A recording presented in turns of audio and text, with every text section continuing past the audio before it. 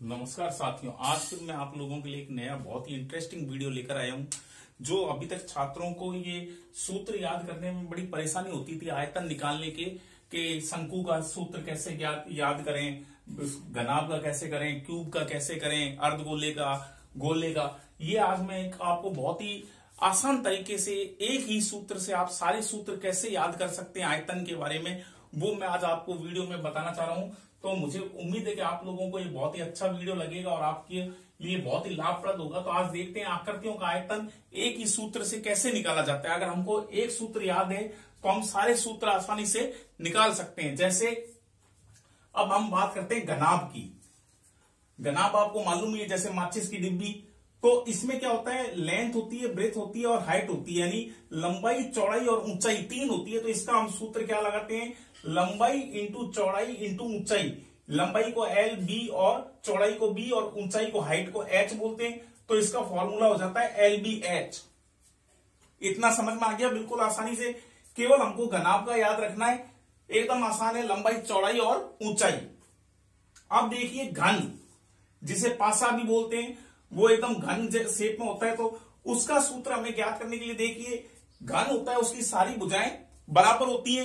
तो उसकी लंबाई भी एल होती है, यानी ए, ऊंचाई भी ए और हाइट ब्रेथ भी ए, यानी कि ए इंटू ए इजिकल टू क्या आ गया, ए क्यूब। क्योंकि इसमें लंबाई, चौड़ाई, ऊंचाई तीनों बराबर होती है, तो इसका आयतन निकालने का फॉर्मूला क्या होता है, ए क्यूब।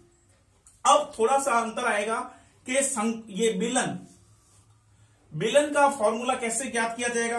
आपको पता है बेलन में नीचे सर्किल होता है, तो सर्किल, अब इसकी क्या होती है, रेडियस होती है। तो रेडियस हमेशा आर ही रहती है। तो देखिए इसका फॉर्मूला क्या होगा कि इसकी लंबाई, चौड़ाई और ऊंचाई तीन होंगी। तो लंबाई आर है और ऊंचाई भी आर है। अब हाइट इसकी, क्योंकि रेडियस में आर डबल, इसलिए डबल आर लिखा है, क्योंकि यहां पर देखिए रेडियस ये आर है और ये भी क्या होगा, आर। तो आर इंटू एच, क्योंकि इसकी ऊंचाई कितनी है, एच। तो क्या लिखा जाएगा, आर स्क्वायर एच, इस फॉर्मूले के हिसाब से। लेकिन आपको ध्यान है कि सर्किल जहां पर भी होता है, सर्किल का जहां पर भी आ जाती है गोले की, तो वहां पर क्या लगता है, पाई।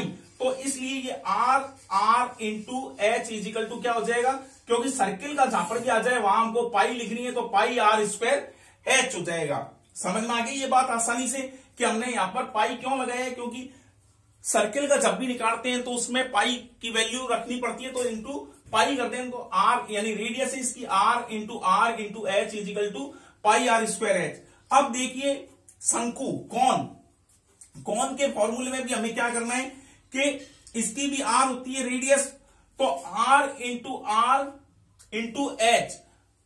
तो इसका क्या फॉर्मूला बनता है, आर स्क्वायर एच। लेकिन ये दोनों सेम बन रहे हैं। अब एक बात समझिए कि शंकु में इसके कितने पोर्शन होते हैं, देखिए 1, 2 और 3। तो शंकु, ये बीच वाला शंकु बनेगा बेलन से ही, बेलन की शेप में से ये शंकु बनेगा। तो इसका कितना भाग, 1/3, यानी 3 भागों में अगर बेलन को बांटते हैं तो क्या बनता है, शंकु का ये बीच वाला। तो इसके आगे क्या कर देंगे, 1/3। और आपको बताया सर्किल है इसके नीचे भी, तो इसका भी क्या आ गया, पाई आ गया। तो इसका फॉर्मूला क्या बन जाएगा, 1/3 पाई आर स्क्वायर एच। इतनी बात समझ में आ गई कि आर तो रेडियस है ही, आर इंटू एच। और 1/3 इसके आगे क्यों लगे हैं, क्योंकि ये तीसरा भाग है, 1, 2 और 3। तो ये तीसरा भाग है, तो इसलिए 1/3 पाई आर स्क्वायर एच इसका फॉर्मूला लिखा जाएगा। अब आ जाइए गोला स्फीयर में क्या होता है, इसमें भी लंबाई, चौड़ाई, ऊंचाई तीनों आर ही है। तो इसका फॉर्मूला क्या बनता है, आर क्यूब। मैंने बताया कि जहां पर भी सर्किल आ जाएगा उसके आगे हमें पाई लगाना है, तो इसका फॉर्मूला क्या बन गया, पाई आर क्यूब। लेकिन अब 4/3 क्यों, क्योंकि इसके देखो सारे ये सर्किल कितने सर्किल का बन रहा है, तो इसलिए इसको 4/3 पाई आर क्यूब लिखेंगे इसका फॉर्मूला।